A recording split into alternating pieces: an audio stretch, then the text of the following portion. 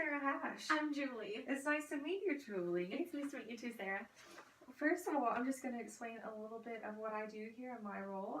So I'm a social worker with the Campbellsville University Counseling Office, and what we do is we provide counseling services for the students here, and another big thing that we do is we coordinate several support groups for students, professors, anyone who wants to be a part of it. And what it does is connect students with other peers or mentors or advisors, and with any issues from academics to social struggles or even family issues. We just want to provide that for students to give encouragement and advice and help them in any way that we can. And so I want you to know that anything you say to me is confidential. The only exception to that will be if it causes harm to yourself or others around you. An example of that would be such as like a suicide risk, things of that nature. Okay. Do you have any questions about that so far? No, not at all. Thank you, though. Great. All right. Well, I was reading your case plan, and I saw that you're a self-referred client. That's correct. And that you are having some issues at home, particularly with your younger sister. Yes. Okay, would you care to elaborate on those issues so I can have a better understanding? Yes, of course. So my little sister is a junior in high school. She's 16 years old. She's prone to very dramatic outbursts at home. She's just behavioral issues and arguing. A lot of times that kind of overflows into her schoolwork. Obviously that's reflected in like her grades. A lot of times she fails classes. She's unfortunately had to spend all of her summers making up coursework, so that way she's on track to graduate with her peers. So there's times that she will do okay in school, but it's never on a consistent basis. So usually when things go poorly at home, they'll go poorly at school as well. I think a lot of the issues just stem from the fact that I do have kind of a motherly, nurturing character, and just being an older sister, which I think it's pretty normal to want to help your younger siblings.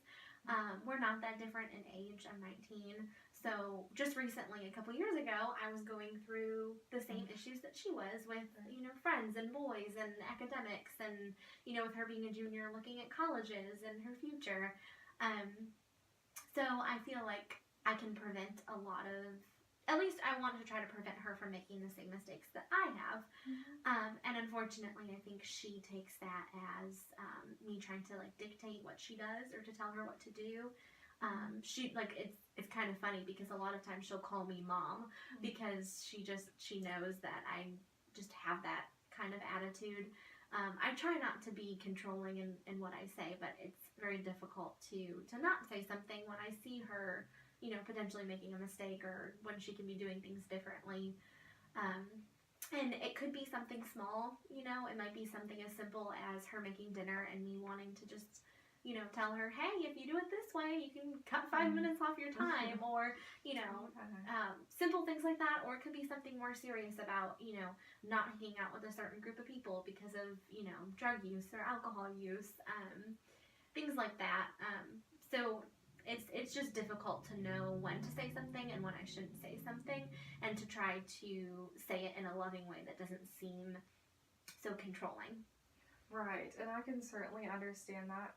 Me being an older sister myself, I completely understand what you mean about, we don't mean to be controlling, however, they may see it that way.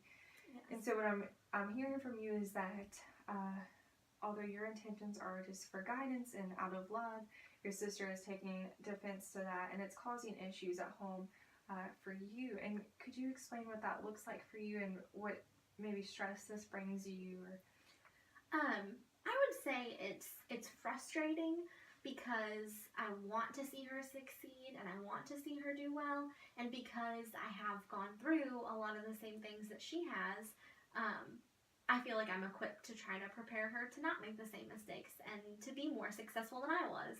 And it's hard because she doesn't want to take my advice. She doesn't want to take my guidance. It kind of reminds me of that saying that you can lead a horse to water, but you can't make it drink. And I feel like that's how I am with her, that I can try all I want and I can talk till I'm blue in the face, but if she wants to do what she wants to do, she's going to do it. So that's frustrating. So just having a peace about that is really difficult. To know that, not that I'm not capable of doing anything, but I'm sort of helpless when it comes to that because she's going to do what she wants to do. And then also just being stressed because most of the time I'm not at home. I am at school. I'm only home for breaks like Thanksgiving and Christmas. So to know that, things are going on at home while I'm here at school, that's always in the back of my head. And of course that just takes a toll on me, and trying to focus on schoolwork and academics. That stuff always creeps in and, just creates more stress and just another thing to worry about. I think that's a big factor, just worrying about everything that's happening back there. Absolutely, I can see that it's causing you frustration and stress, and even though you're not at home, it still is certainly a big deal, and it impacts your life in a big way, and I can see that for sure. Could you explain to me what it looks like at home, and maybe what your parents' roles in this looks like, and how that affects the situation? Now, it creates a different dynamic with the parental role, and it makes it very difficult to reconcile everything that's going on. My dad is more of a submissive kind of parental role. He's always been in our lives, ever since we were born, but he's never been very involved in, like, expectations for us and consequences, and he's just kind of taken a seat back on that. And my mom has always been the one to set those standards and expectations for us and to follow through with consequences. But it's difficult when they're not on the same page. And I think my little sister plays on that a little bit because, and it's not that she's a bad person, but she can be very manipulative. I mean, she's a teenager. She'll kind of do whatever she wants to do to get what she wants. And I think that she knows that they're not on the same page with a lot of things, and it just makes it, I guess, just difficult. And sometimes my dad doesn't have a whole lot of patience, and in dealing with her, a lot of times he'll snap or he'll handle things in a completely inappropriate way. And I think that makes it difficult too, because there are a lot of circumstances where my little sister may be right, and that's a very fine line for me to walk along of trying to say to my father that what he's doing is not okay. So it just plays a very big component that they're not on the same page, and then like the issues with my dad and everything. Right, I can see that adds even more conflict to the situation, I'm sure, for your sister as well, since she's living at home with them. She sees that conflict, and I'm sure that adds frustration to you. Yes. Because you feel like you can't talk to your parents about it because everybody's, tense and in the middle of it. Exactly. And would you say that this has always affected you? Yeah, definitely. I would say it's always affected me, and I would say it's probably one of the main reasons that my older sister moved out of the house. Okay. Just because, in dealing with my little sister, like, I mean, I don't know if I touched base on this before, but it can be something very small to, try to talk to her, whether it's, hey, could you pick up your clothes and put them away, or would you mind doing your dishes, and just very basic things in day-to-day life that she has a very difficult time dealing with, and that makes it very frustrating. And I feel like a lot of times there's never any resolving of problems. It's usually just avoided, and it's a temporary fix that a lot of times we're just walking around on our tippy toes because we don't want to set her off, and obviously that doesn't solve problems. So when things need to be done, like her laundry or whatever it may be, it's difficult because they're not getting done, and it's easier just to do it ourselves or to ignore it, or so I think that's frustrating, and I think that was a big part in what was hard for my older sister, because none of the problems ever really got resolved. Right, and that's certainly common, happens a lot. People tend to avoid issues, and I know, as you said, everyone's walking around on their tiptoes, and I'm sure that just is uncomfortable and certainly stressful. And would you explain how long this has been an issue, and a little bit about the history of the problem? Yeah, my little sister, she's always had behavioral issues at home. I would say it kind of started when she was in middle school.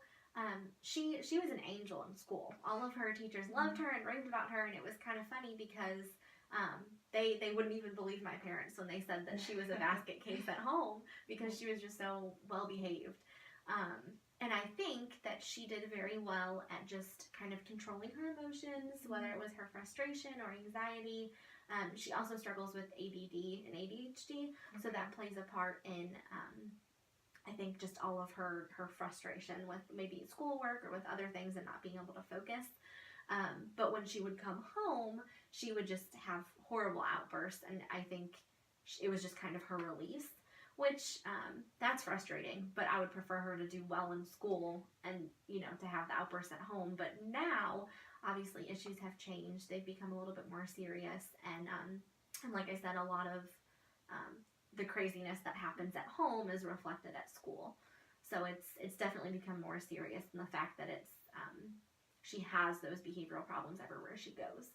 Right. You know, it's not okay to have problems like with your family, but it makes a little bit more sense to have, you know, arguing or things at home. But when you bring that into the workplace or you bring that into school, I think it creates a whole nother set of issues. Yes, it certainly does. And something I've noticed too, concerning the history, would you say that perhaps your sister has always compared herself to you, which puts a lot of pressure on you also?